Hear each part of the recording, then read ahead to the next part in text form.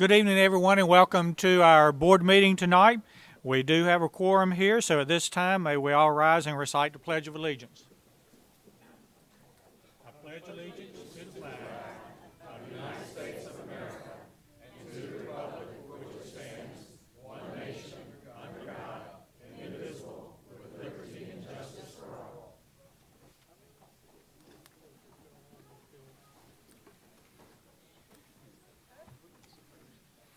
Again, it's always good to see a good crowd here tonight, and so we're happy to have you with us and hope you get something out of the meeting. With that, Dr. Merrill, our superintendent. Thank you. Proud to report that 61 students from 15 of our high schools are semifinalists for National Merit Scholarships. These bright high school seniors now are eligible for 7,500 scholarships worth a total of $33 million, which will be awarded in the spring. So we're in the middle of the competition. Since 2010, 230 Wake County Public School System students have received National Merit Scholarships. That's an impressive track record, and congratulations and good luck to our current semifinalists. Many thanks to Bob Moulton, owner of National Pawn. For the 6th year in a row, he donated more than 100 instruments, along with $2,000 to a Wake County public school. This year's recipient was East Cary Middle School. Over the years, Mr. Moulton has donated more than 2,000 instruments and $40,000 to schools around the state. We don't view community support like this as extra, but rather as vital to our success, and we're grateful for every act of generosity, large and small.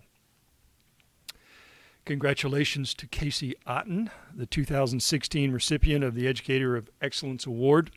The award is given annually to the top special education teacher in our district. Casey teaches students with moderate intellectual disabilities at Salem Middle School. She's known for going the extra mile. She often visits the homes of current and former students to offer assistance and encouragement.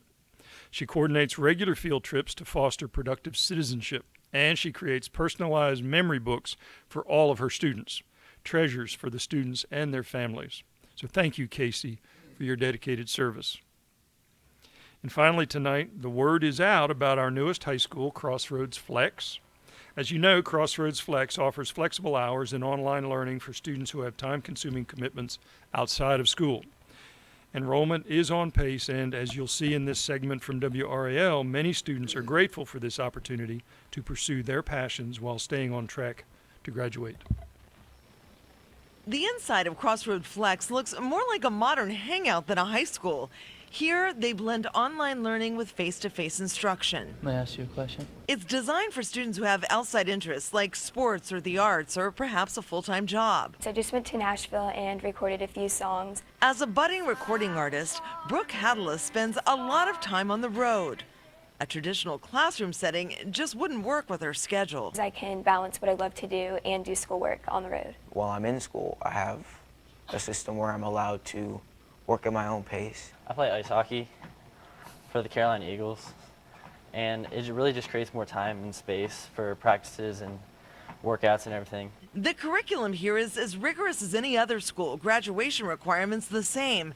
And while the students' outside interests may be different, they all have something in common. They're disciplined and focused. They have to be self-advocates. They have to be able to look at their schedules when they're going to dedicate their time toward their schoolwork and kind of adjust their schedules based on that. There are challenges, though. When you bring students into a location like this, they're very likely to disengage one another because the interface they're using is electronic. So the team of teachers makes sure students interact with each other as much as possible. As for the new students, they tell me this style of learning is just what they need. Of course, there are some things they miss about traditional school. Yeah, the Friday night football games and stuff.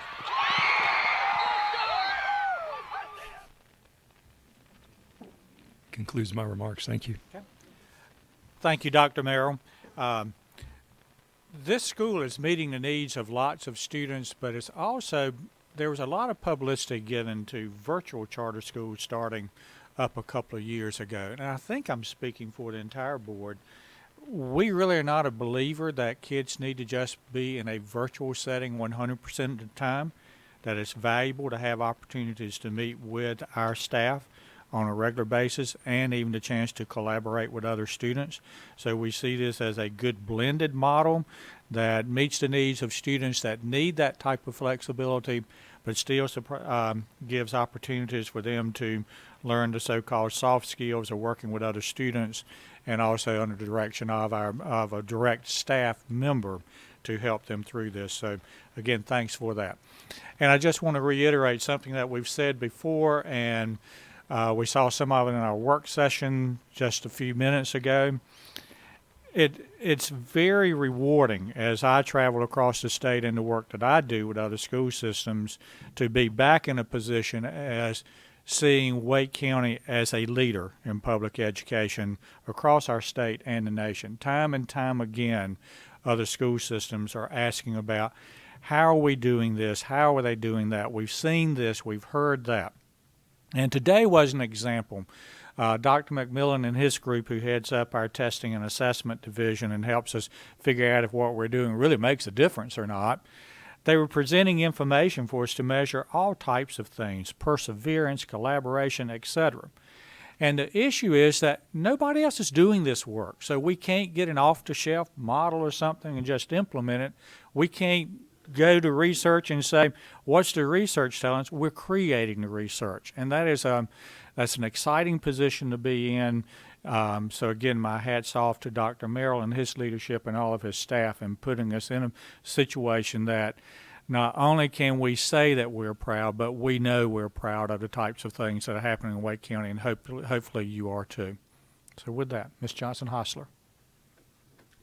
Thank you. I completely agree with you, Mr. Benton. And good evening. One of the things Mr. Sutton and I had the opportunity to do together last week was attend a community forum. And generally, community forums are for people to express their complaints to us and tell us what they'd like to do differently. One of the things I will say that this group did, which of course they did bring those things to us as they should, but it also is also great to hear other people recognize the things that we are doing and the steps that we are taking. And I think that's important for all board members to hear that weren't there, that there are definitely people who recognize the steps that we're making, the things that you just mentioned on our website, which we hope people will begin to take a look at and look at how we're measuring ourselves against our own strategic plan, and continue to give us that feedback. And I think it's extremely helpful when communities recognize we don't have to pat ourselves on the back, but other people are acknowledging and seeing the great work that we're doing and that we're meeting the needs that the community asks us to, whether it's from our flex schools to saying, how do we actually talk to you about how we engage with systems within inside of a large school system? Because I always remind people, 176 schools and over 100,000 moving parts. That's what I call our children, who are always needing, moving, and transitioning in our schools as they matriculate through our school system, that there are going to be bumps.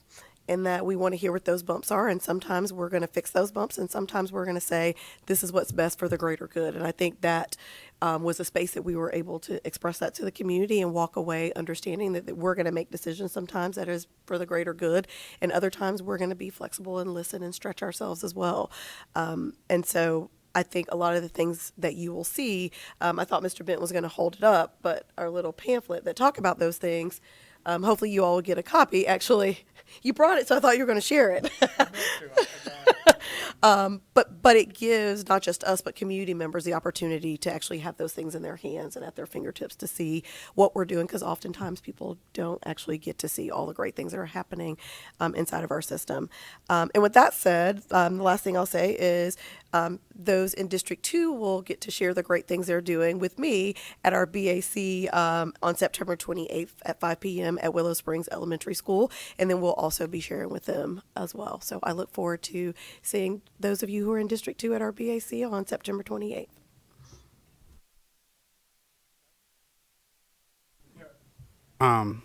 Just wanted to take an opportunity to recognize really a giant here in Wake County and in education that we lost last week, and that was in Marvin Pittman.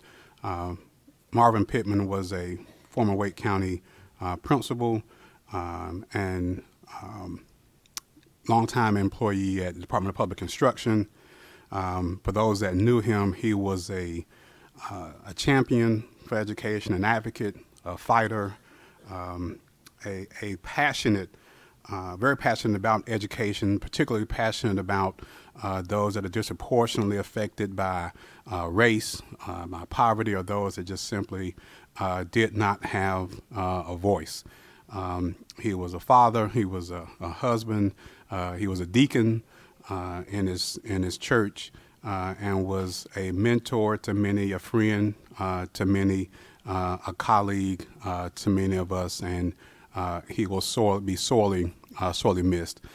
So I would just ask if we could just take a moment of silence in honor of Mr. Marvin Pittman.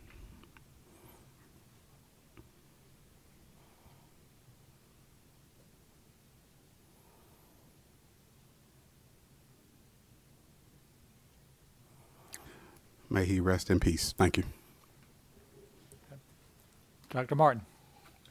No additional comments. And I had in my notes I was going to likewise recognize Marvin, who was a wonderful colleague, wonderful advocate, wonderful friend. He will be missed. Point of order. I think we're all up here going to miss the phone call from Marvin saying, now, Tom, do you really think that's going to do what? I'm going to miss that greatly. That's just that sense of consciousness that was always a guide to us in what the work that we're doing. Ms. Felt? Okay. Mr. Hill? No.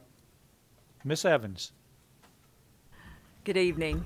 I was just looking back over my last couple of weeks, and one thing became clear. There's kind of the theme of chamber work over the last couple of weeks. I attended the Raleigh Chamber Annual Banquet, the Cary Chamber Annual Banquet, had a monthly meeting with the Cary Chamber Education Council, and had a monthly meeting with the Fuquay-Varina Education Council. And so I just want to, once again commend the relationship that our chambers have with our school district, and the way they invite engagement with the board members has been really helpful to me.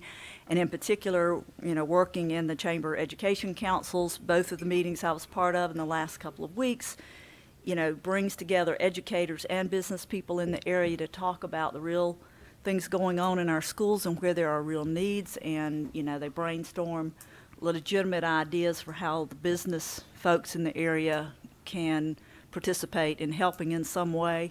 And it's just great to have those partners. As we've acknowledged, we need and rely on that community support. So I just wanted to acknowledge all of that. And lastly, a reminder that the District 8 Board Advisory Council meeting will be this coming Monday on the 26th. I misspoke at the last meeting, said the wrong date, but it's Monday the 26th at the brand new Oakview Elementary School in Holly Springs. And we will be reviewing the student assignment staff latest proposal for potential changes for next year. So I'm sure it will be a lively discussion, and the public is invited. Thank you. Thank you, Ms. Evans. Mr. Fletcher? I'm sure it will be awesome. I'll echo the comments about Marvin Pittman. I've known him for 20-some years, perhaps in a little different context than my colleagues, and always an advocate for kids.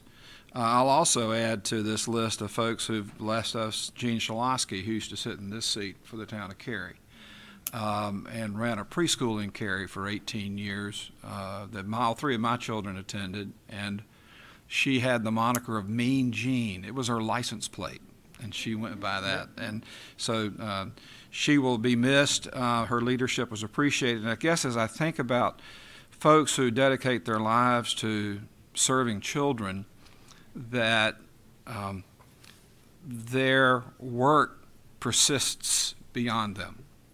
The people they influence, the lives they touch, the hands they hold or the backs they pat, maybe occasionally the fannies they swat,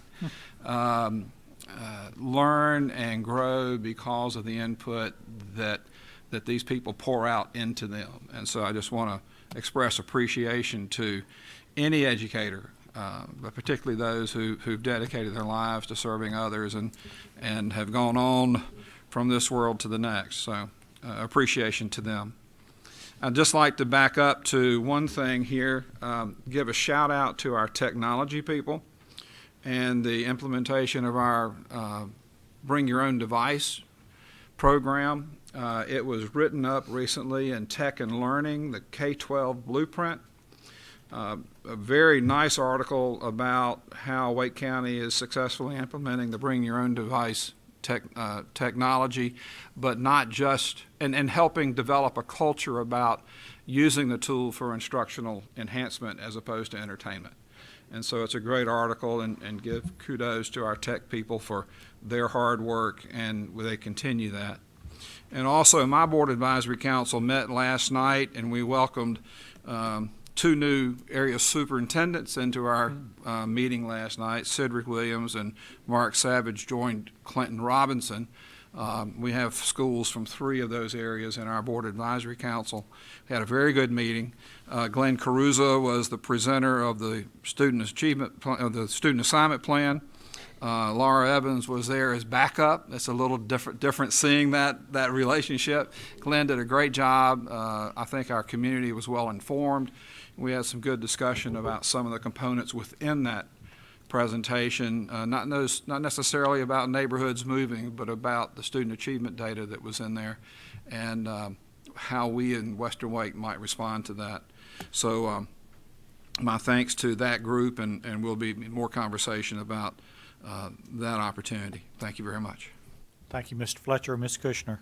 Thank you. And it's been a difficult week. We also lost the Rodney Ellis, who was our the immediate past president of NCAE, a strong advocate for public education across our state. So I also ask that you remember his family, who up till last year were members of our school communities in Knightdale area.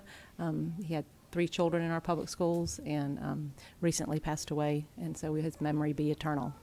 I recently was able to go to a Arts for Life, or for Life conference in Meredith. It was a wonderful day-long conference that was sponsored by DPI, but reinvigorated the belief that the arts definitely show the 4 C's in all of their glory: communication, critical thinking, creativity, as well as communication. So great conference that I think many of our educators were there from Wake County.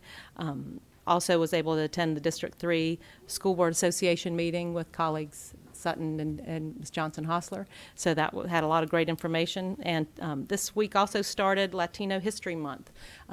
The Fiesta del Pueblo is this Sunday, if anyone can manage to go to that. And there's a great celebration tomorrow night at the History Museum in celebration of Latino History Month. So I'm glad to be here tonight and start with some celebration as well as some somber reflections. Thank you. Okay.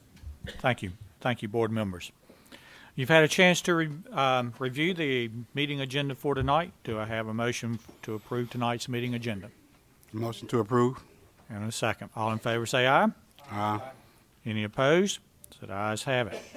So now you've had a chance to hear us. We get a chance to hear from you. So citizens who sign up to address the board during public comment will be called on in priority order, first for items on the agenda and then for items not on the agenda.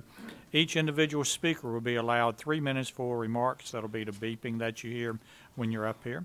Specific personnel or student matters are not appropriate for this public comment setting, but may be addressed through applicable WCPSS personnel, the grievance policy, or other policies. So with that, and again, I always apologize up front for mispronouncing any names, but I hope I'll get close enough that you'll recognize that we're calling on you. First up is Mark Williamson.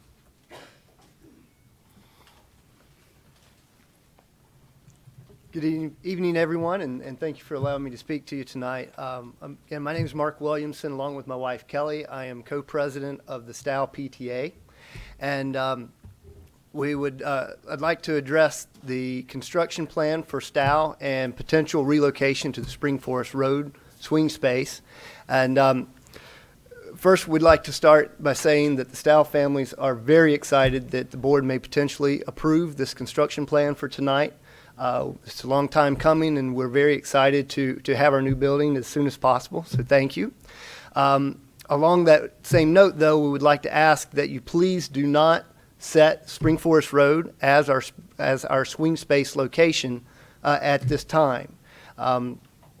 We, as a PTA board, would ask for the opportunity to delay that decision. And there are a few reasons why. I have a petition signed by 231 representatives, friends of Stow, recognizing two major concerns. One being that we're, of course, concerned with the distance of commute between our base and the proposed temporary location.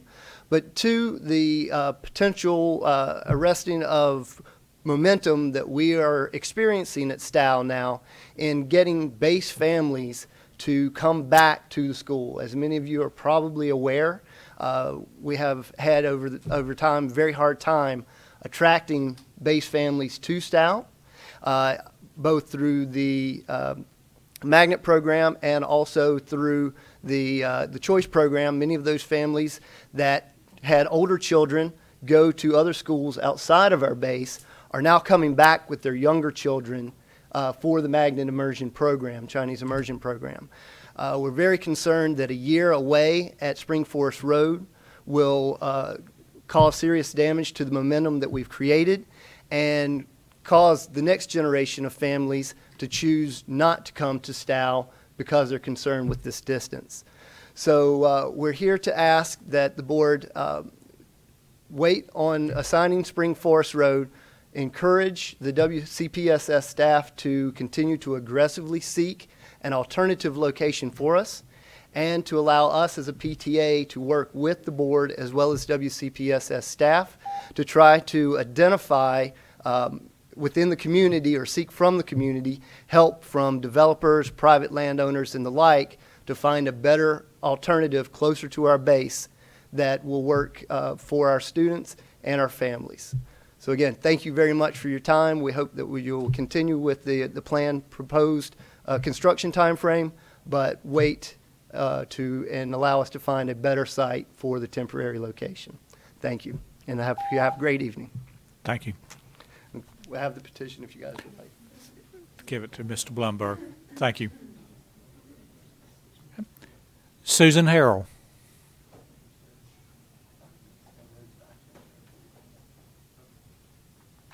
Hi, we thank you for the opportunity to speak with you tonight. As key leaders of the PTSA, the athletic, and the various arts boosters organizations at Athens Drive, we represent the collective parent voice at Athens Drive High School. Our goal and our focus tonight is to ensure that we communicate our needs and our vision for our future principal. Our interim principal, Ms. Santos, brought a renewed energy and has been creating a supportive and encouraging environment at Athens, an environment Athens desperately needs.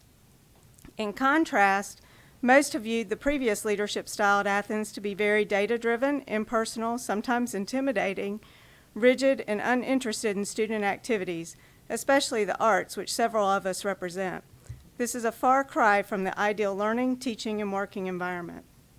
In fact, well over 1/3 of last year's teachers did not return this year. There are many examples of the negativity at Athens, making it essential for us to find the right principal, not just a principal. Athens needs a people person.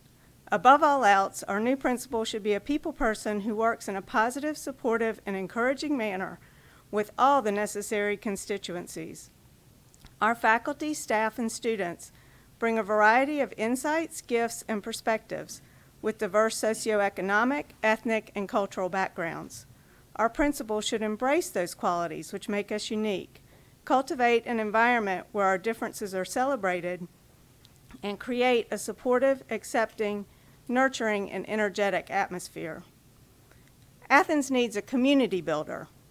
The principal that joins Athens should be one that knows how to collaborate with a variety of groups within and outside the school to build a strong school community, unite our school to achieve common goals, and generate school pride and spirit, both of which are very much needed. Athens needs a student-focused principal. Athens needs a supportive and caring environment where students and staff matter. They matter for who they are, rather than the statistics they create and reflect. When we focus on providing our students an environment conducive to learning, expressing creativity, thinking critically, and creating healthy life balance, great statistics will naturally happen. We want our new principal to love working, inspiring, and mentoring our Athens teenagers. Athens needs a great communicator. We need a positive energy and encouraging communicator who understands that positivity achieves grand results. Great communicators actively listen to others, engage others in decision-making, and utilize a variety of communication methods to disperse information. Communication is the essential glue that holds the community together. Listen to the people who work and live there. Don't let us down again with the principal selection process. We have a diamond. Help us make it shine. Thank you. Julia Danielson.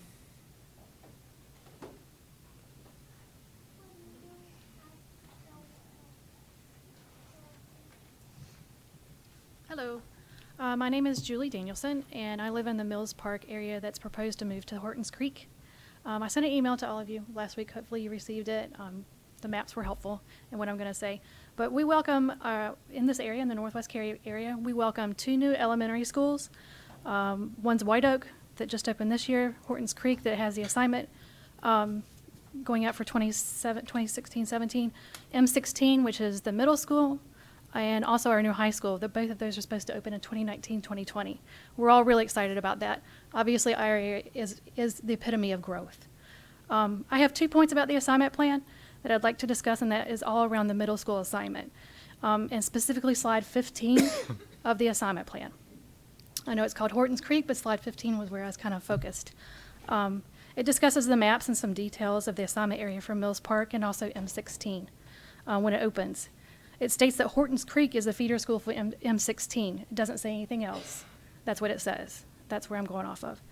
The kids that are being reassigned to Hortons Creek from Mills Park, they're literally the closest kids to the middle school. The real estate actually backs up to the middle school. The kids actively walk to the school. They walk to school activities after school. And the areas being moved, it's all 0.2 miles from the school or 1 mile from the school to the new middle school. This is the closest proximity of kids that we're moving to the new middle school. M16 is about a 400% increase in the distance that we're going to make these kids travel in that plan. In terms of proximity for what we're used to, this is a substantial increase. It may not be large to you, but it is for this area. They would have to get on a bus and travel 3, 4, 5 miles to get to middle school when Mills Park is literally right there. My point number 2, again, I'm focusing on slide 15, but in last year's final assignment plan for the new White Oak Elementary School, it mentions M11. We'll take some of the crowding, some of the kids from White Oak Elementary. It's not mentioned in this new plan. Where is it? Why is it not being discussed on slide 15? I'd like to know. Can it relieve any overcrowding from Mills Park? So my solution to what I see as the negative impacts set for the middle school kids as part of draft 1. In draft 2, please provide an overall view of the middle school and what's going to happen from 2016 to 2020, which is 4 years for these schools to open. Thanks. Alpa Buddha.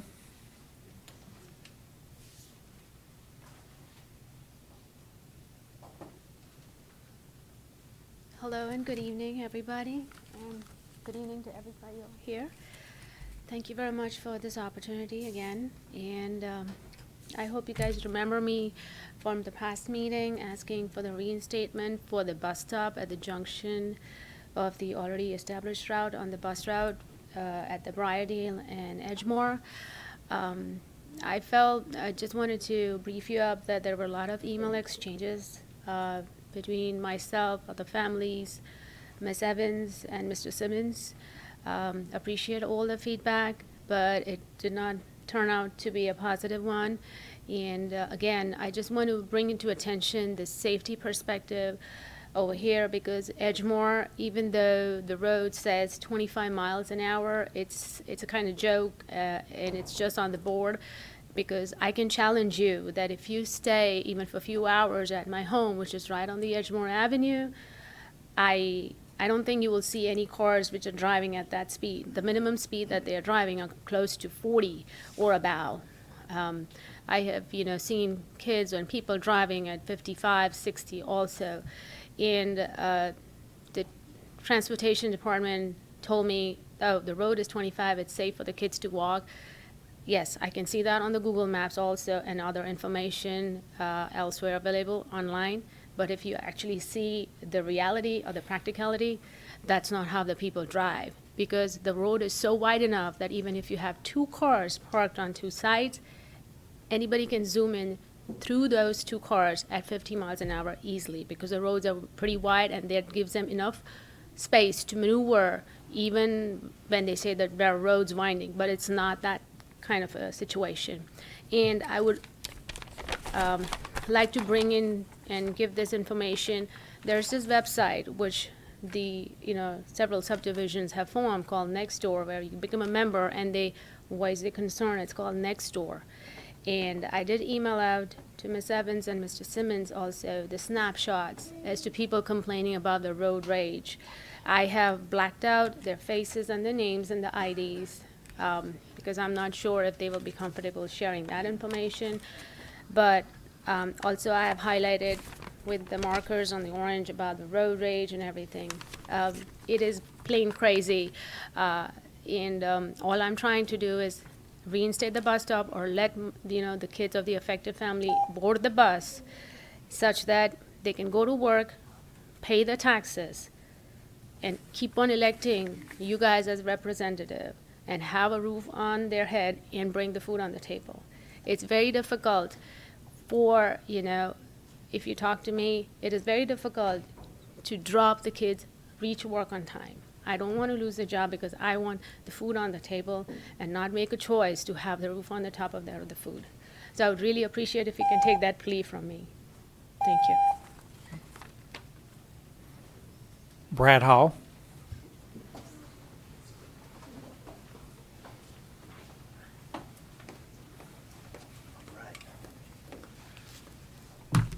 Thank you for allowing me to speak. My first time here, so we'll see how it goes. I don't have anything scripted. I'm going to speak off the cuff, and hopefully I'll have some influence on you, and hopefully I won't take all your time. So first of all, I wanted to thank you and apologize at the same time. Thank you. Public service is a thankless job at times. For me and the corporate world, I tend to show up, I make decisions, difficult decisions, as well as decisions that affect people's lives. And when my kids go to school, things just happen. The bus routes happen, the kids show up for school, the teachers have their agendas. We don't see the behind the scenes that you do, so for that I thank you.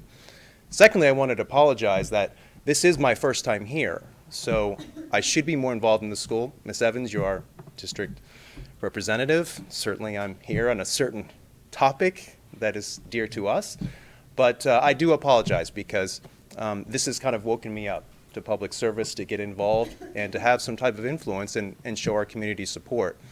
So putting myself in your shoes, you probably want to know who I am, why am I here, what's my intent, and then what's the message that you might want to receive from me that hopefully you can take with you on your next decision. So my name is Brad Hall. I'm a single full-time father of 2. I lost my wife a couple of years ago. As you know, I'm not unique to anyone else, but my kids are my life. And the reason why I chose Wake County is because of the public school system. And specifically the neighborhood that I chose in Blackstone, butting up against Cary Park, filtering into Mills Park. I moved into that neighborhood because it was capped, and I knew I was going to wait my turn. My kids eventually got in last year. The reason why I like the community, not because of Mills Park, but the support that I received around my neighborhood. And the support that the neighborhood actually feeds into the schools and the success of those schools. So I'd like to show my intent in showing my support that your decisions and future decisions will impact our neighborhood. You will look for decisions, viable decisions to make, but the good thing is that our neighborhood is growing. Businesses are coming to our community, they're coming to West Cary, and that's a good thing. Neighborhoods come, families come, that's a good thing. The bad thing is that you're going to have to make a decision based upon the growth of that neighborhood. And so my support is to take a look at alternatives in our area that might make sense. And 3 things I want to point out, as I have 45 seconds left. The proximity of the schools as you zone them. The efficiency of the transportation system, as well as keeping communities whole. All of those 3 of those 4, in addition to academic achievement, fit the criteria for our neighborhood. So I plead with you, I ask of you, I beg of you, to please take a look at the rescheduling of Mills Park in our neighborhood. For what it's worth, we have over 350 petitions. I know it might not mean much, but community organizing is a great thing. And whatever decision is made, I know you'll make it next month, that our community is stronger. And if we have the ability to have some influence over you, and the takeaway message is that please look at our neighborhood, keep a zone in Mills Park, and take a look at Carpenter Fire Station as a zone. Thank you. Thank you. Matthew Danielson.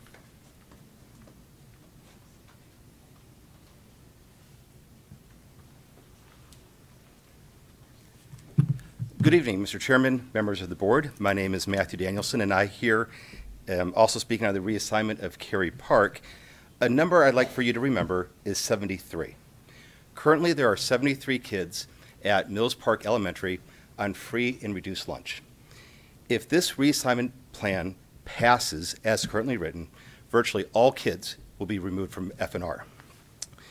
What this proposed plan does, if you know the area, Cary Glen Boulevard is a short street, but it has over 700 units of apartments and townhomes, but specifically Grove at Cary Park.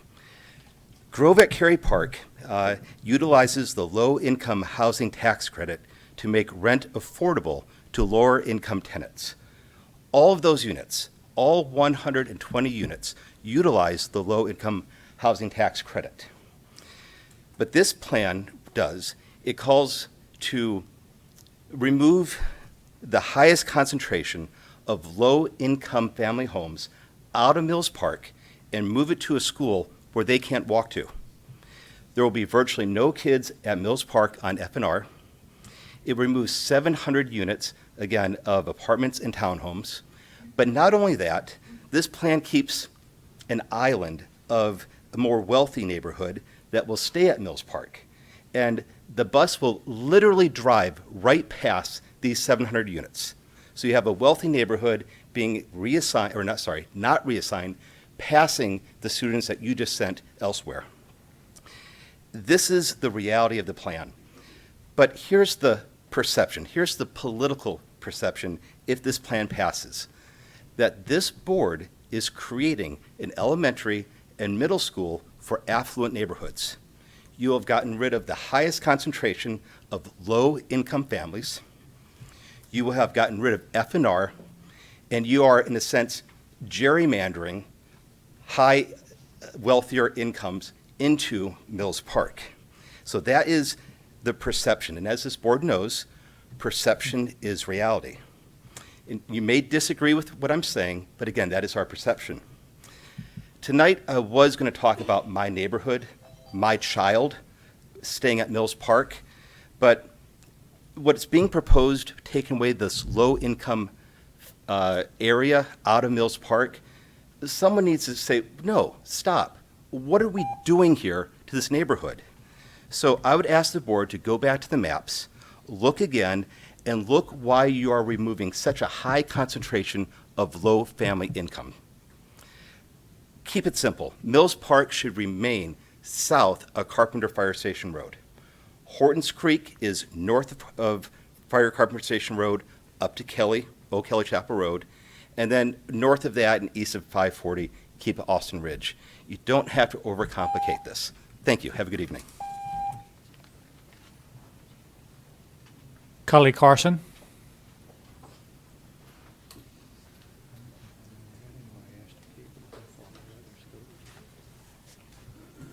Good evening. My name is Cully Carson, and like Julia, Brad, and Matthew, I'm standing before you to oppose the current Cary Park reassignment proposal. As I think there are going to be some opportunities to take a look at that plan and hopefully make some tweaks. But I guess our core message, again, as a member of Cary Park, personally, is keeping that neighborhood whole. I mean, we basically, Cary Park was Mills Park was the base school for Cary Park when we moved there 10 years ago, and it's really the center of our community. I mean, our kids go there, they see the kids in the neighborhood, and all of that just reaffirms and just makes their school experience, as well as their just growing up as kids, just such a rewarding experience. I have two boys, one of whom is in 8th grade now and has been there since he was in 1st grade at Mills Park. And so he's seen, and I've seen, the benefit of having him be there for that entire period of time. And my second son is in 5th grade and would be affected by this plan, and he would be potentially moved to a school his 8th grade year. So he would be in a school in 7th grade year, and then he would be in another school in either Alston Ridge or the New Hortons Creek School in 8th grade, and then moved again in 9th grade for high school. So we're talking about 3 schools in 3 years, and that certainly can't be good for these students who are going to be faced with, particularly at this particular time in their lives and their scholastic achievement, when they're trying to, they're now just coming into high school and middle school years is not a time to have them unnecessarily going to 3 schools, particularly when it's very easy, as I think Matthew indicated, the redrawing of the lines is a fairly easy task with the number of with the amount of development that's going on over where we are. There are certainly ways to redraw this map such that you would keep Cary Park whole with Mills Park, but also then have the many, many new subdivisions that are coming into our area. Frankly, those new subdivisions, there's plenty of new families moving in there, and would be perfect to have them start with a new school. And we think that that's a more appropriate way to reassign the school lines.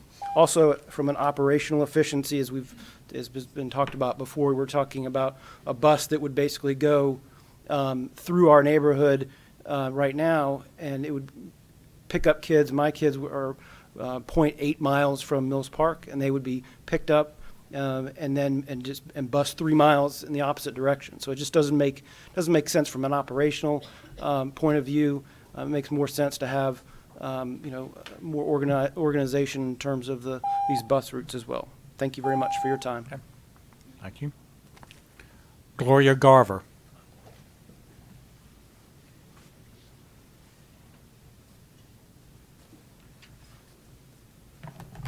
First, thank you, Wake County Board of Education. I appreciate the opportunity to speak to you all, and thank you also to your staff for their ever ongoing hard work and efforts as well, so I want to recognize them too. My name's Gloria Garver. I'm speaking on the draft proposal for reassignment, draft number 1, regarding Hortons Creek Elementary. We know that school assignment is a very challenging task, and reassignment even more so. But we are disturbed that the proposal splits a neighborhood to achieve better numbers at the base school. Our family and our children, we are not just numbers, and our neighbors' families and our neighbors' children, they're not just numbers either. We are the heart of the original Cary Park neighborhood, the original base attendance for Mills Park Elementary as well as Mills Park Middle. We are a thriving community that is active with our children, with our schools, and with each other. Over the past 12 years, my family, we can personally speak to being invested in our community and in cultivating our Cary Park neighborhood and our Mills Park schools.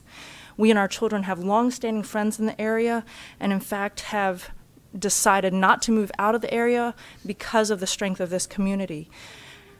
We have neighbors who watch out for each other's children, carpool together, play together, have our lives together, go to school together. And we're a living example of the phrase that it takes a village.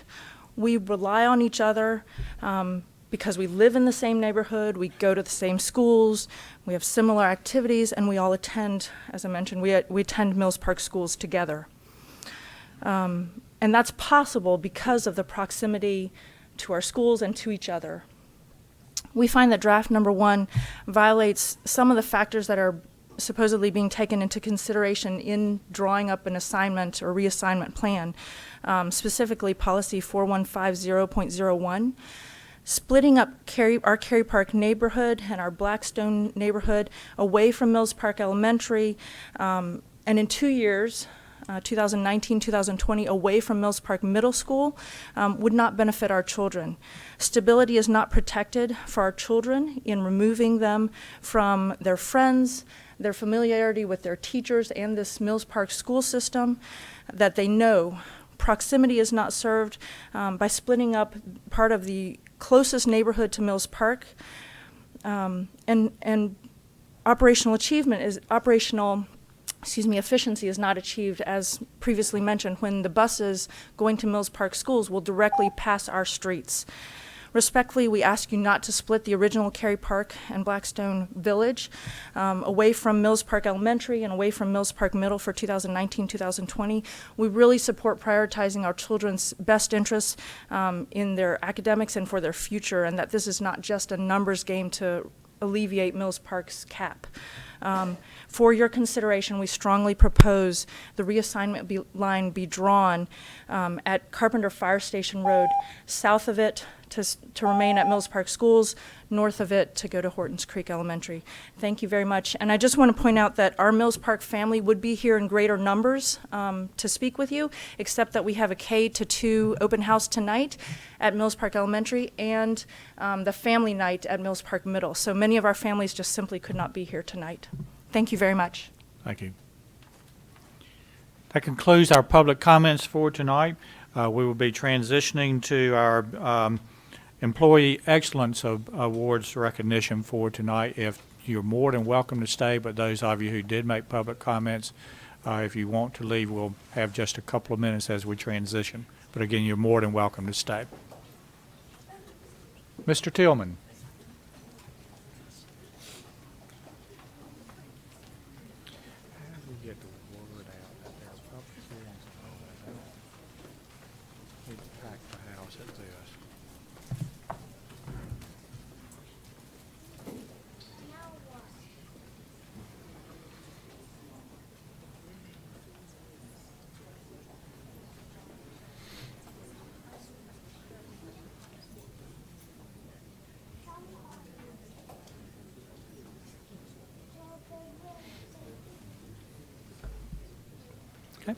Good. Mr. Tillman. Thank you, sir. Good evening, Chair Benton, members of the board, and Dr. Merrill. It's my pleasure to bring to you tonight members for the September 2016 Employee Excellence Award. Employees, when I call your name, please come and greet Dr. Merrill and remain standing up front here. First, we have half of a team, I believe, correct? First, Donna Moore is here. Also, Jennifer Driscoll. Jennifer is an accountant, and Donna is a senior budget analyst in the accounting and budget department. They work closely together to provide training to each principal and assistant principal seeking budget manager status for their schools. Ms. Driscoll and Ms. Moore have a vast knowledge of financial, budget, and staffing procedures. They both have a calm demeanor and provide training that is specific and understandable. They build relationships with principals and assistant principals and provide ongoing support to them in their roles as budget managers of their schools. We consistently hear compliments regarding the performance and dedication of these two employees. They do an excellent job communicating the importance of fiscal integrity as part of being a budget manager at a school. We appreciate their commitment and to the success of WCPSS. Jennifer and Donna, congratulations.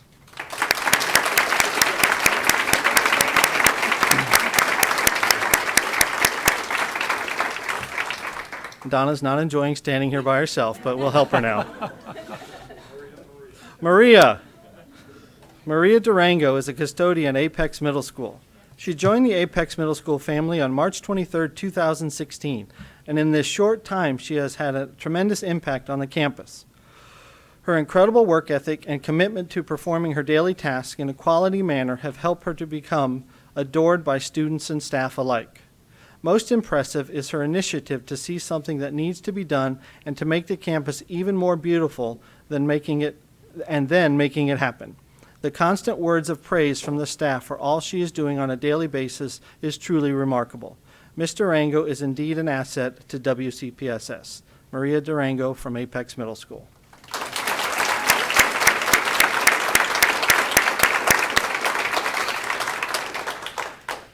Next is Beth Cochran. Beth is the Senior Director for Magnet and Curriculum Enhancement Programs. Dr. Cochran has exhibited incredible dedication, creativity, and work ethic in leading what has become nationally recognized as the finest magnet program in the country. In 2016, 27 WCPSS magnet schools received merit awards from the Magnet Schools of America, including 9 schools of excellence and 18 schools of distinction. In addition, for the second time in the past 3 years, a WCPSS magnet school, Douglas Creative Arts and Science Elementary School, received the Ronald P. Simpson Distinguished Merit Award as the nation's top magnet school. Wiley Elementary was also named as the nation's top magnet elementary school. In addition to the outstanding work of administrators, teachers, and students within the schools, these recognitions are a true reflection of the high standards and innovative approaches that Dr. Cochran leads and models for the district. Beth Cochran from Magnet.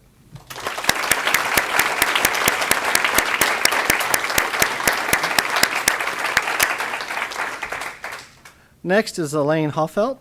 Elaine is the lead secretary at Kingswood Elementary School. Ms. Hoffelt has been an exemplary employee at Kingswood Elementary for the past 16 years. Besides being a staff member, she has been a parent at Kingswood and now is a grandparent at the school. Her position of lead secretary is where she initiates and completes her job requirements in a superior fashion each and every day. Ms. Hoffelt is positive about the school's mission and vision and exemplifies spirit for the students. She takes pride in her work and is committed to excellence. She is a true leader at the school, modeling expectations for other staff members. Kingswood Elementary is proud to nominate Ms. Hoffelt for this award. Elaine Hoffelt from Kingswood.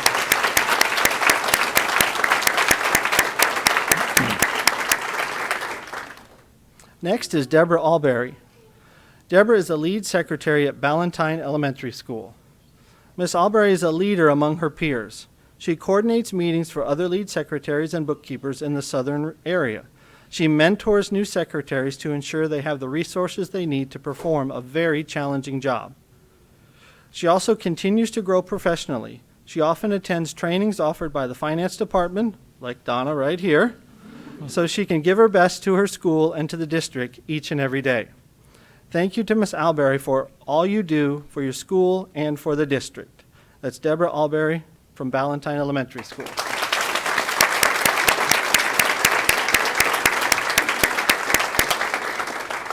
And finally, Judy Stafford. Judy is a Geographic Information Systems Manager in the Office of Student Assignment. Ms. Stafford is the kind of employee who ensures customer satisfaction with each interaction. Her knowledge of the geographical region of Wake County is truly remarkable. Ms. Stafford's dedication to every telephone call, email, and request ensures the highest quality of care with each customer interaction. She is full of kindness and consideration. Wake County Schools applauds the hard work of Judy Stafford. Congratulations, Judy, Geographic Information System Manager in the Office of Student Assignment.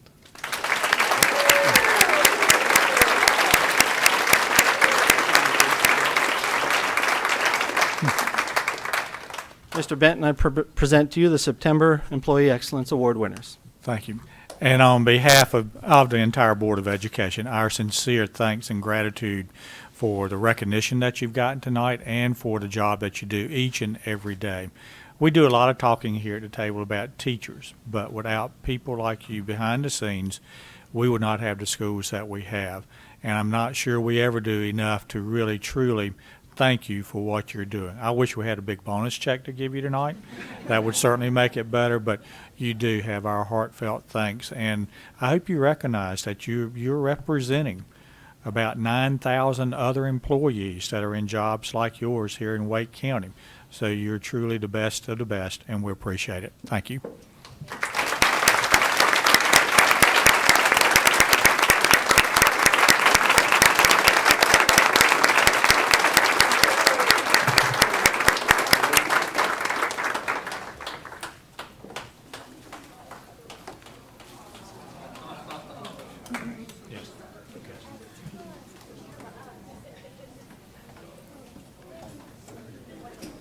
Okay, we have two information items tonight. Our first one is Karen Hamilton with Disability History and Awareness Month.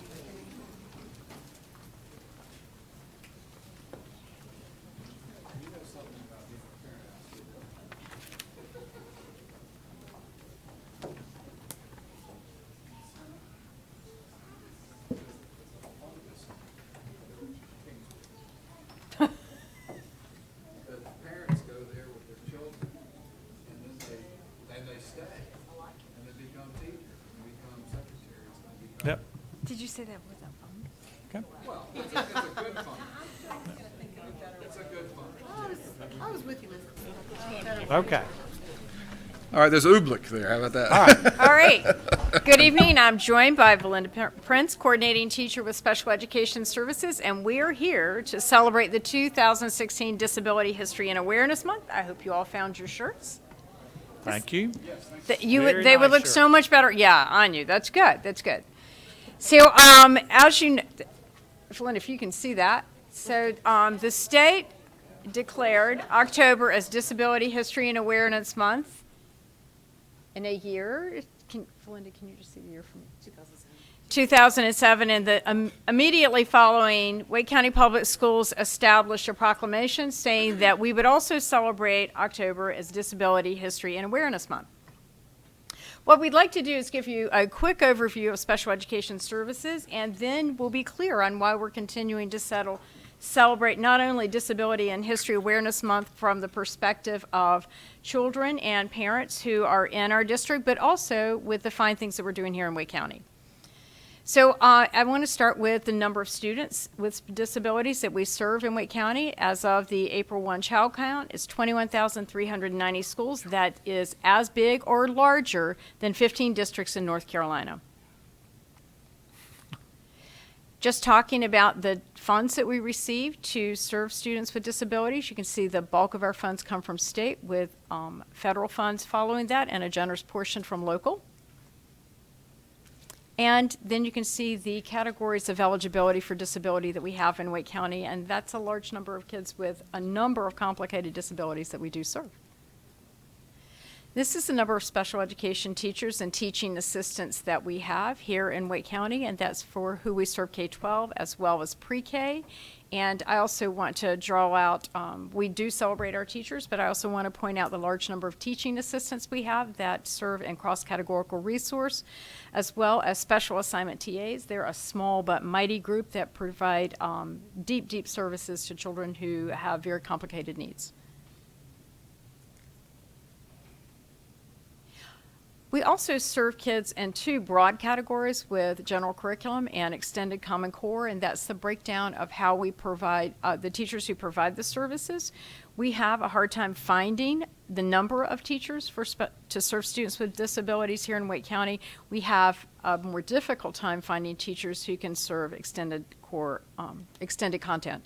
And in fact, if we looked at the number of teachers that are coming out in North Carolina in any given year, we can probably employ all the extended content teachers that come out. Also not to be ignored are the folks who provide related services such as speech OT, PT, audiologists. We also have adapted physical education, which actually is not a related service, but it fits well when we look at that category. And those are teachers who go to all of our schools to provide physical education experiences to children with pretty extreme disabilities. We do not employ the nurses that provide one-on-one nursing staff, but we do contract with those nurses, and that's a growing number. I felt like it was important for us to see that 25 students here in Wake County have such complex needs that we provide one-on-one nursing care during the school day in order for them to access their educational opportunity. Those are the categories of special education Common Core and the teachers that provide those services. And Home Hospital also crosses over to adapted content as well. This is a growing area for us. This is the number of regional programs that we have for elementary and the areas of disability that we serve. Middle school and high school. And the number that we have opened in the past 3 years. And it's important to note that most of the students who are served in those programs that are opening are students that are moving into Wake County. So that's each year. You open 34, then you open additional 16, then you open additional 30. Yes, sir. And in fact, in 14-15, when we opened the 34, we actually thought that was a 2-year projection, that we would open 34 classes, and that would serve us for 2 years. And we were overloaded in most of those classrooms by April of the 2014-15 school year. And we have the Family and Community Connections team. Most of you know that's a relatively new team to special education services. But this is a breakdown of the areas of eligibility that we get calls in order to perform services for. And also, we have a number of families that move in during the summer, and this just represents the number of families that we serve who come in needing placement in regional programs. The top 5 categories that we receive calls about in the Family and Community Connections team, of course, are special transportation, assignment, relocation. Non-public schools, we are still required to provide child find and reevaluation services for children in private schools. And then the last of the 5 is when families have problems and issues. We're celebrating that we have had an increase in our graduation rate with students with disabilities. It's been a very concentrated focus of ours. As you know, it's part of the strategic plan. And we focused extensively on the occupational course of study, and we are extremely proud of that rate. And I want to go whoop whoop every time I see it. The people who are subjected to me talking about how we increase that rate every year probably aren't as excited. So we are celebrating Disability History and Awareness Month. And we, too, are focusing on how we embody the strategic plan as we do that this year. So you're familiar with this graphic. It's the front of the 4-pager, and it talks about our vision, mission, our goal, but it also talks about beliefs. And you'll see in the very first belief, we talk about uniquely capable, and that is the theme for us this year, that every student is uniquely capable. We've combined this effort with Spedapalooza, our big professional development opportunity in August, and we are also incorporating this theme into Disability History and Awareness Month. And so Valinda's going to tell you that she's going to get the fun part. She's going to tell us the activities that we're actually engaging in this year. Good evening, ladies and gentlemen of the board. My name is Valinda Prince, and I'm delighted to lead this project for the district for a second year. This year, we're focusing on 3 of our 4 C's in the strategic plan: communication, collaboration, and creativity. Communication is imparting or exchanging of information, and so we're looking at SES, leading that for the district, working with our other teams in central services, and then reaching out to our schools to ensure that they have everything they need for full participation in October. This is an example of the links that all the schools have access to. We started back in August, and actually even a little before that in the spring, saying get ready, it's coming. And then with our combination with Spedapalooza, we were able to reach over 900 special ed teachers who were very excited to get the information. The information first went out to the district on 9/3, and now everyone has had a month or so to get prepared, and they're getting really excited. We have tweets going out, we have emails going back and forth, and we're all very excited to see them participate in October with our calendars. You'll see that we also have a secondary calendar this year. Last year, everyone had the same calendar, but we're giving our secondary students something that they can talk about across the district as well. Our district awareness challenge is back this year with a little contest for schools earning points, and we are highlighting even more for regions to reach out across the district to ensure that each region is participating with lots of schools and lots of tons of challenge points. We have our banner video school project, and we also had the T-shirts to go out across the district as opposed to just within the special ed department. You see that you have your T-shirts as well. We have last year's winners that everyone in the district was able to view and see our Employee Excellence Award winners last year, our gold, silver, and bronze winners as well. And we have the Twitter hashtag. This is an example from last year. This is Brandy Smith, who is an art teacher, and she was able to use one of our activities in Disability History and Awareness Month to share with her 5th graders. They made their name and sign. She tweeted that out. That created ripples of awareness. Another example would be this letter from Robin Busco, and she's one of our regional program teachers at Wake Forest. And 5th graders said, "You're doing a great job in your classroom, and we want to tell you that." And she was so very excited. She took a picture of it, tweeted it, and we were able to retweet that and share as well. Also, we're looking at collaboration. So this allows our students to work together and work jointly to create. So we have them participating with daily quotes, which draws everyone's attention to disability history and awareness every month, every day of October, and also gives them the links to the activities and the lessons. This year we have lessons on uniquely capable people, and we focused on some famous folks that maybe folks that weren't aware that they had a disability. And one of them would be Michael Phelps. You know, that was very popular, so that's gotten a lot of hits. And I can see in the behind the scenes what teachers are clicking on right now as they prepare for October, so this is exciting for me. Also, we have the link to submit the challenge points. We have a Track 4 calendar. Back in August when we had Spedapalooza, one of our teachers on our Track 4 only said, well, we're tracked out for a good deal of October, but we're still going to raise awareness. And I was able to tweet back, don't worry, we've got you covered. So they have their own calendar, which brings them in at the end of October and allows them to run through November. And their due dates are different. And we're also looking at creativity. We're holding nothing back. We want to see inventiveness, imagination, and innovation. And therefore, we've left it wide open, saying schools, all schools, please submit a banner or a video 30 seconds or less, around a theme uniquely capable, and show us how your school is embodying this theme this year. The method is, of course, video or the banner. They'll send that in to me, and we are hyping up this regional challenge. I'm looking around to make sure we're hyping up our regional challenge, and the reason why we want to have this little healthy competition is because it spreads awareness.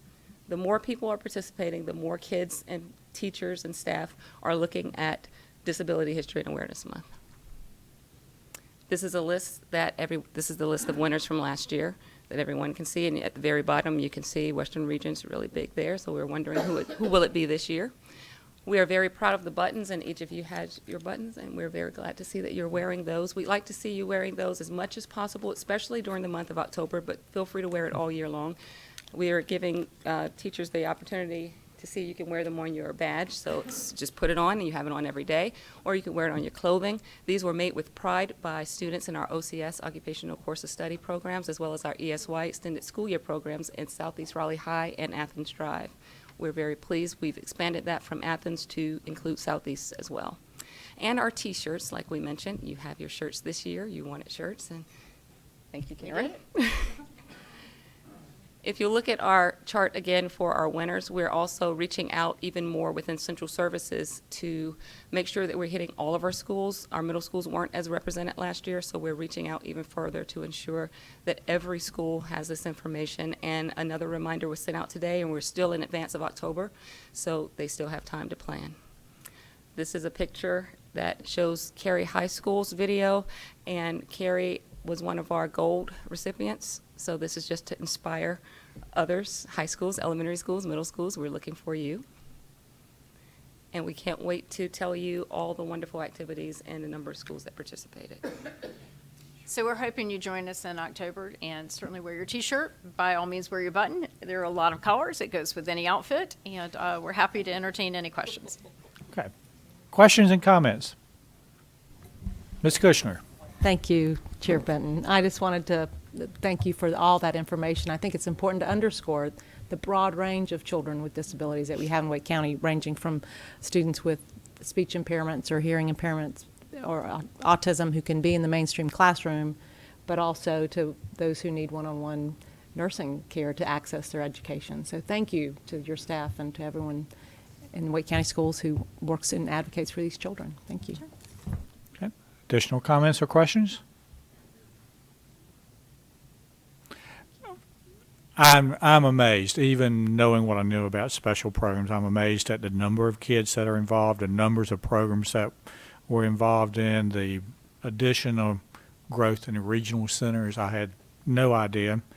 I had heard before anecdotally that we had lots of families moving to Wake, particularly to get the services that we offer, but now we've got the data that actually shows that, and it's something for us to be proud of. And if you give any school person, no disrespect to those of you that didn't work in schools, but Ms. Felton, Ms. Teal, and I, if you give us a chance, we can tell you lots of heartwarming stories about special ed students. But it's the work that goes behind this that I don't think anybody even comes close to understanding the heart and passion, commitment and competence that our special ed department has to provide these services and meet needs. So thank you all very much. Appreciate it. Thank you.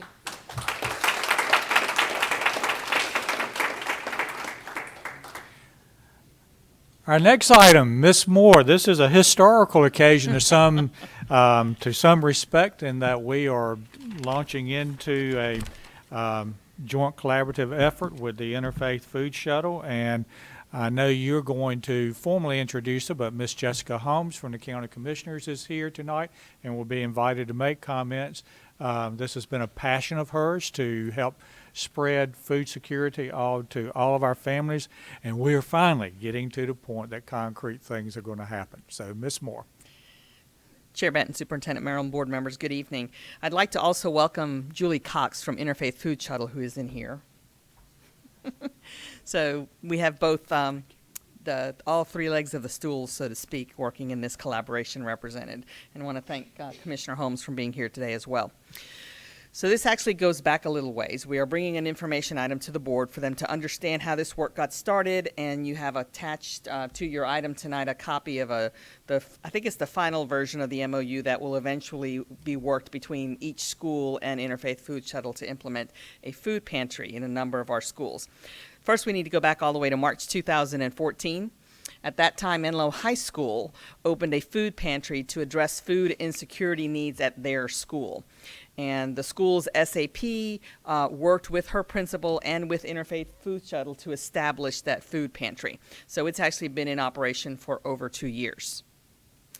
And then in April, a year ago, in April 2015, Matt Calabria, a county commissioner, established a food security work group that looked at a number of different initiatives that were going on in the district and within schools to help address food insecurity issues with our children. Diverse group, a number of stakeholders, exploring solutions, met on a number of times, have discussed some things that the board has reviewed before, like universal breakfast, backpack buddies, summer food service. Those are all components of how we provide support to our students.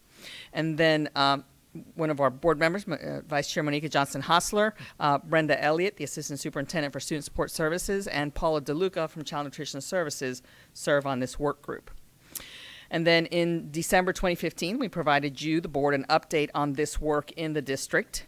It was done at a Student Achievement Committee meeting so that you would understand the background of the work that was going on and to understand the work of the food security work group.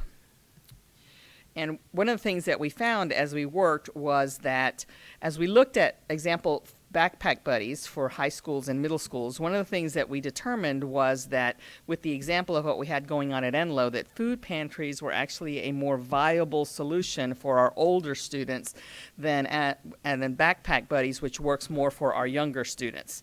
So that was an idea that was rolling around. And then in April 2016, Commissioner Holmes, who has an interest in this area as well, arranged a meeting to tour Enloe's food pantry and discuss the possibility of expanding that model. The people who attended that meeting in April included members of the Wake County Food Security Work Group, including Matt Calabria. Ms. Johnson-Hostler attended as well, Brenda Elliott, Paul DeLuca, Interfaith Food Shuttle, and then Joe Desiremore from Facilities as well. So at that time, we determined that there was some interest, that there were a number of schools that could possibly benefit. We did narrow that down so that we were looking at our 5 highest need F&R type schools in the district, high schools, and not including Enloe High School. So we determined that we would look at establishing food pantries at Knightdale High School, East Wake High School, Longview High School, Southeast Raleigh High School, and Phillips High School.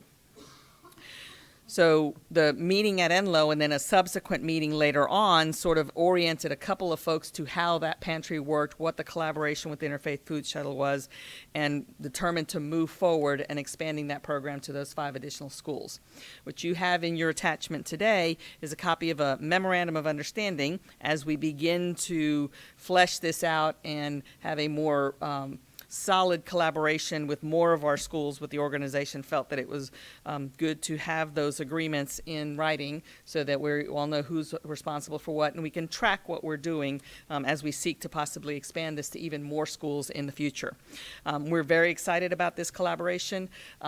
We're going to behind the scenes finalize the MOU. Each school will have an individual MOU with Interfaith Food Shuttle, and I do want to publicly thank the county commissioners who work closely with Interfaith Food Shuttle to help provide the funding and the resources that support these food pantries at our schools. And I'm happy to answer any questions.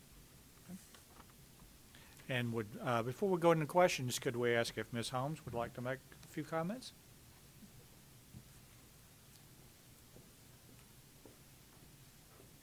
Mr. Chair, I bring greetings on behalf of the Board of Commissioners, Madam Vice Chair, and members of all of the board.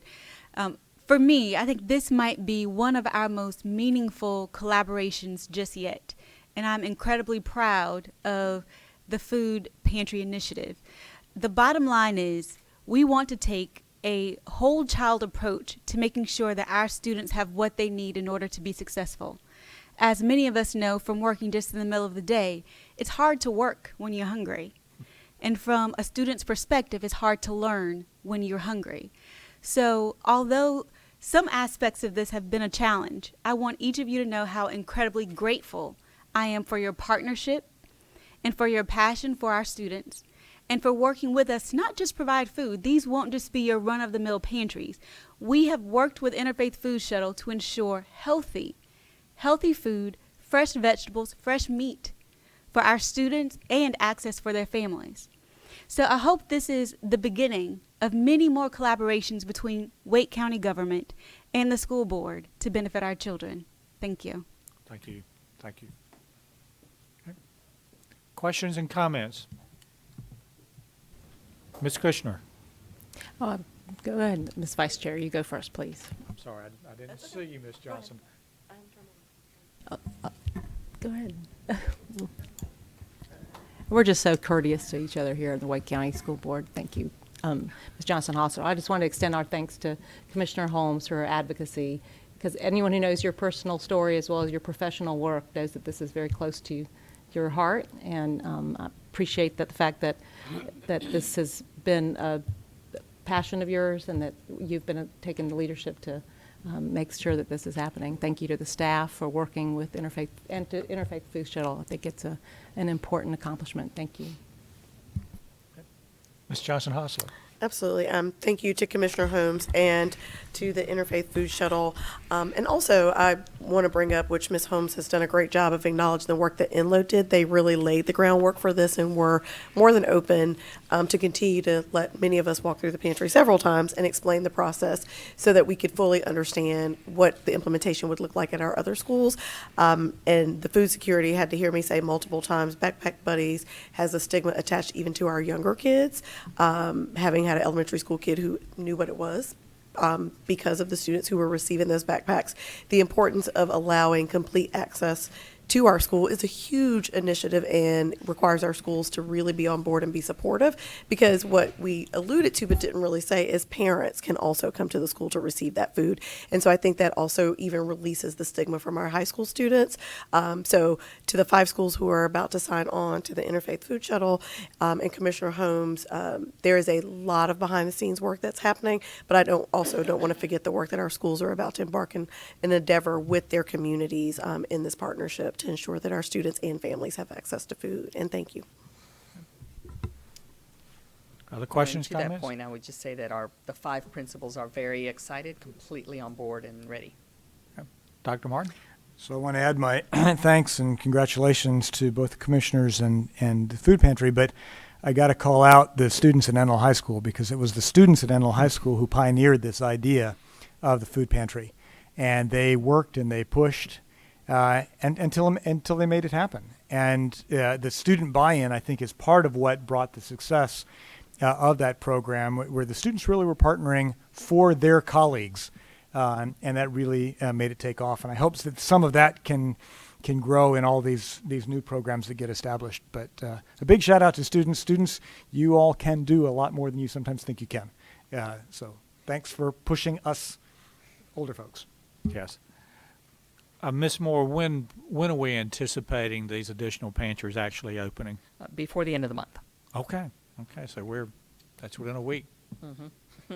Good enough. We're good. We started stocking already, so. Okay. Took us a while, but we're there. Any additional comments or questions? Okay. Again, to our food shuttle people, thank you so much for your work with this. Ms. Holmes, once again, thank you for your work. Kathy, you and your staff, lots of people have been involved. Thanks for making this happen, and we are looking forward to this being a step in further collaborations with our Wake County commissioners. Thank you. Board members, you've had a chance to review the consent items on the agenda for tonight. At this time, is there a motion to approve the consent items? Is there a second? All in favor say aye. Aye.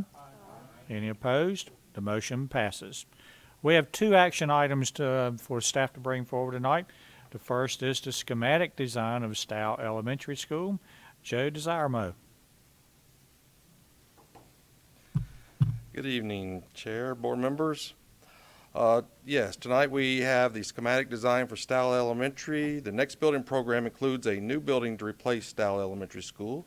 The schematic design documents prepared by LS3P Associates Limited were presented to the Facilities Committee on September 14th, 2016. Stow Elementary will swing to the Spring Forest Modular Campus during construction, and is scheduled to open for the 2019 school year. I know there's some questions about that. The proposed total project budget is $34 million. There is some public infrastructure, and part of this is funded out of CIP 2013 as a carryover. The rest of it will be funded in a subsequent funding package. The recommendation tonight from the staff to the board is approval of the schematic design, and the schematic design only is what we're requesting approval for tonight. So no vote tonight on swing space. Okay. All right, Ms. Cushing. Thank you for being here and giving us more information, Mr. Bowden. Sal is in District 6, so I've met with parents, some of who are representing here this evening about their concerns about the swing space. So I was going to ask. Ms. Kushner, we can't hear you. Thank you. I don't have a, pardon me.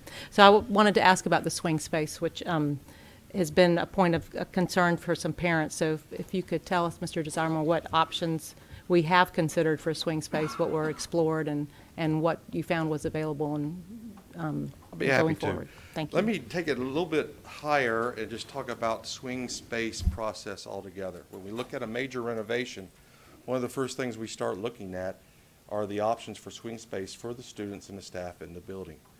Now, first place we will look, of course, is on the property itself. That would be one of the first places to look. We also continue to look at other options. We'll look at other existing schools, other existing school property that we have, what those options could provide. We look at acquiring additional property if we need to, and what that would entail if there's anything available in those areas. Once we have a list of potential options, we then review those options, try to quantify them in some way. We will look at the impact on learning and teaching. We would look at security and safety with those swing locations. We would look at proximity, which of course includes bus transportation, the access of the parents and stuff to get to the school. And we would look at timing and availability of those options, and we would also look at cost.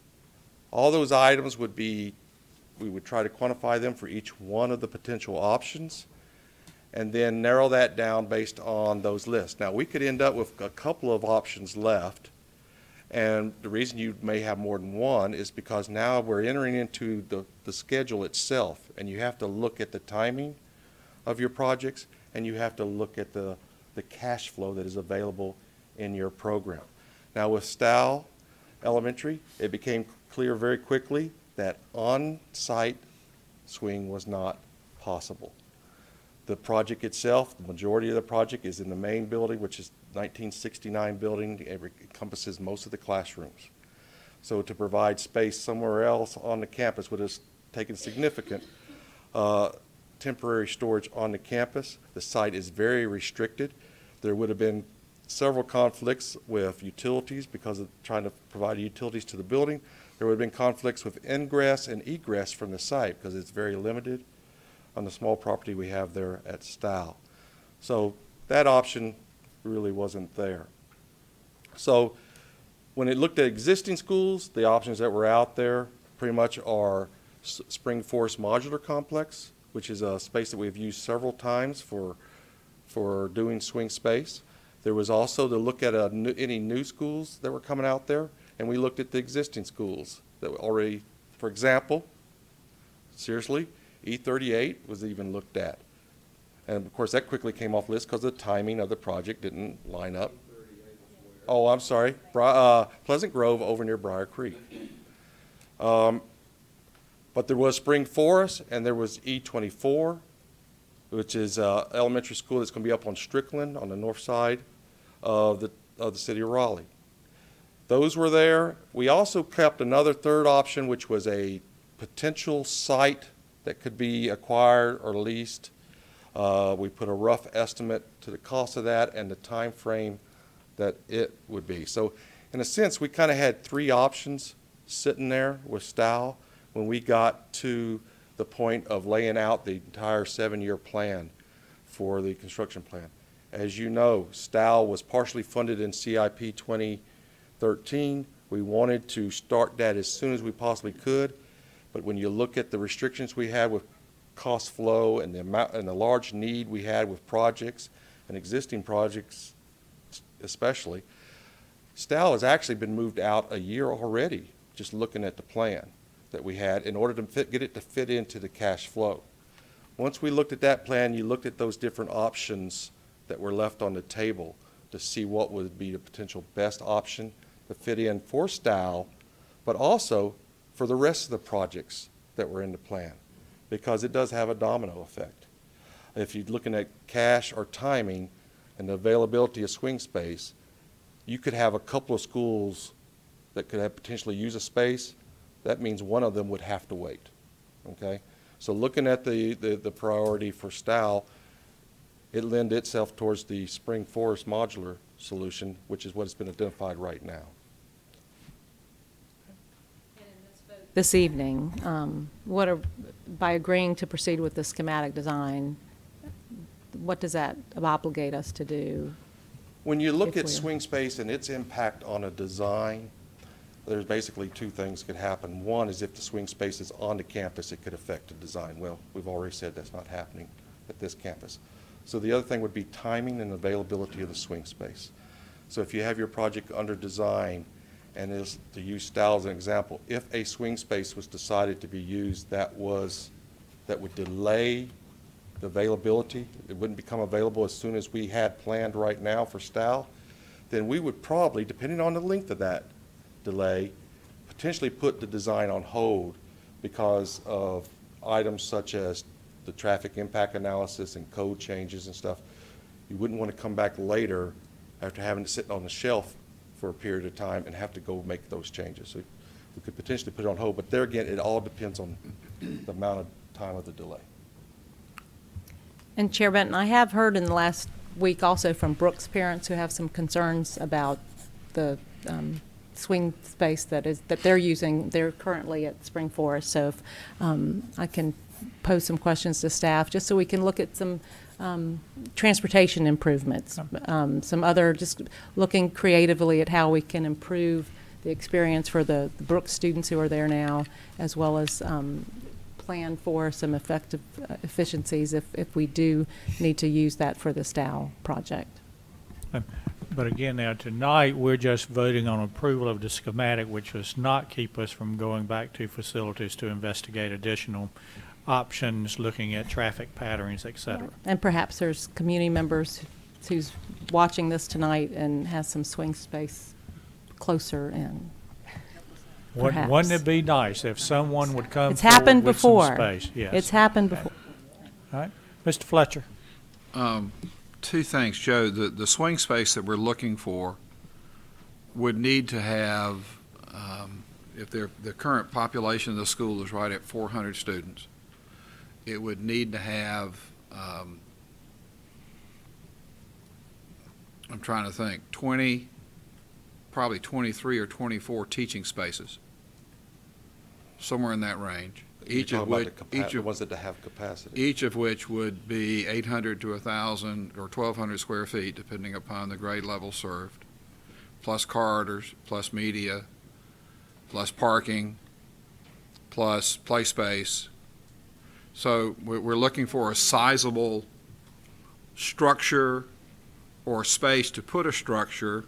And if I remember correctly, the last time we did a rough back of the napkin estimate for building a modular campus, we were looking at an upfront capital cost of Close to $10 million. Close to $10 million for a temporary site. Yes. So that's now, were we to be able to find a temporary site, it could also serve multiple uses. We have other renovations that will occur, so it wouldn't be sunk cost, but it would be a cost that's not currently in our budget. So we worked very, very diligently with the county commission to come up with a building plan that allowed the county to have no fear of maintaining our AAA bond rating across all three rating agencies. And that was a very interesting and thoughtful negotiation and setting of strategies so that we would be in the $300 to $350 million building cycle on an annual basis. So the delaying a $35 million project a year or two does what to that master plan? It could put, first of all, you have an inflation cost because you moved the project out, so the cost would rise because of the inflation. In addition, you could have domino effects with other projects, depending on the timing. If it's we know like one of the first couple of years it's a very busy schedule, so the bid schedule is very packed during that time frame. So competing with ourselves. Competing with ourselves. Okay. Even if the cash is available from the county to support the debt, we still be competing with ourselves in the bid market. That is true. Okay, so all those are factors that go into the weighting of the choice for, are we going to use swing space that's vacant that we own, or are we going to delay the project, or are we going to try to create swing space someplace else? And those are not easy decisions. We went through, just so the community knows, we went through all those decisions in February and March when we were building our 7-year plan. We didn't communicate that out to the community very well, apparently. We're happy to go back as chair of facilities. If this board chooses, I'd be happy for it come back to the facilities committee and we look again and take a look at the swing space opportunities that will allow us to stay on schedule and within the cash flow plan that's in place, and just see what we're able to find. In doing that, I would also like to put on the table that I've heard some conversation about transportation, and that transportation to this location is not considered to be a proximate school. And there's some language within our policy in R&P that would say if it's not a proximate school, you can be longer than a 45-minute bus ride. But it would seem to me, and I would think my colleagues would chime in on this to say yay or nay, that if we're the ones who are making the bus ride longer, then we need to figure out how to keep to the 45 maximum length of the bus ride. When a parent chooses to go to a magnet school, that's part of their equation. But we're the ones who are making this decision, and I would expect our transportation service to be able to maintain to that, to stay within that 45-minute window. And that's another thing we could take up in committee and not try to decide tonight. But I think it is the purview of this board to say this is a standard we want to maintain or not. Okay, so I'll just put it on the table. All right. And since I have the floor, Mr. Chairman, I'd like to move approval of the schematic design without the specific designation of swing space. Second. Any other questions or comments? Dr. Martin? Just a minor addition. I had a number of the comments that you just made, Bill, so I'd like that information. Particularly for the community's sake, if people would find some other space, we clearly can't afford to do swing space for a single project. Is that correct? Basically $10 million to stand up, or we'd have to do some major renovation. So if we were able to find another alternative, it would need to be used for how many projects to become cost effective? Because I think that becomes do we have a rough idea? That becomes a time scale for a community member who might say, hey, I've got this warehouse that you could use for this year for this project. I'm not sure we could afford that kind of refit. So we're really looking for 5, 10, how many year kind of commitment The before it best way becomes cost effective. The best way I can address that question for you is that it really depends on what the impact of that cost, where you're taking that money from in order to fund this, and how important those items are compared to this decision. So that would be something that we would have to lay out for you the best we could and let the board decide which. So it's hard to set a dollar amount. Additional questions? But the point comments? is, it can't be a one project. It's very unlikely that it can be a one project solution. Yes, that was mainly. A 1 year, yeah. Because I'm not sure Ms. Holmes brought the county's checkbook tonight. Maybe she can bring it next time. Wells Fargo might be able to take care of it. Okay, so we've had a motion and a second without any other additional comments or questions. Ms. Kushner? Well, and I do welcome Mr. Fletcher's offer to have the Yes. swing space question further discussed in facilities, if that And can be transportation, the whole- understood, that will be the next space, the next step. That would be thankful. I'm thankful for that. Thank you. Right. Okay. All those in favor of the motion say aye. Aye. Aye. Aye. Any opposed? Okay, the motion passes. Thank you. Next up is Human Resources, our salary schedules, and then after that, we'll make our formal vote on the administrative appointments. Good evening, Chair Benton, members of the board, Dr. Merrill. Tonight I bring to you the 2016-2017 WCPS salary schedules. These new schedules include all the state and local salary adjustments from both the state and the board.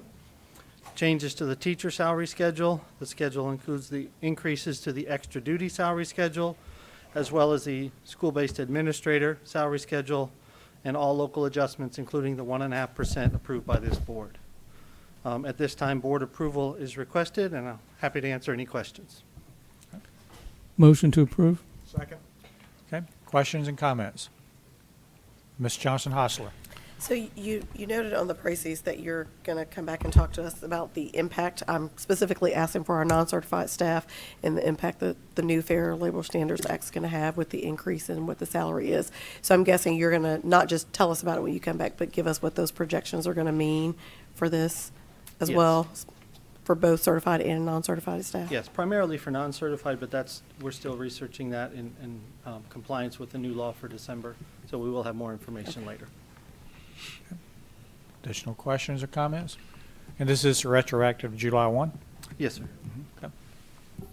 Anybody? We've had a motion made and seconded. All in favor say aye. Aye. Any opposed? Motion passes. We reviewed administrative recommendations for employment in closed session earlier. Do I hear a motion to approve? So I move approval of the recommendations from the superintendent. And Mr. Blumberg, you want to make a comment? That just included administrative and other. Yes. Yes, administrative and other employees. Okay. All right. Any questions or discussion? All in favor say aye. Aye. Any opposed? So those people are now hired. Thank you.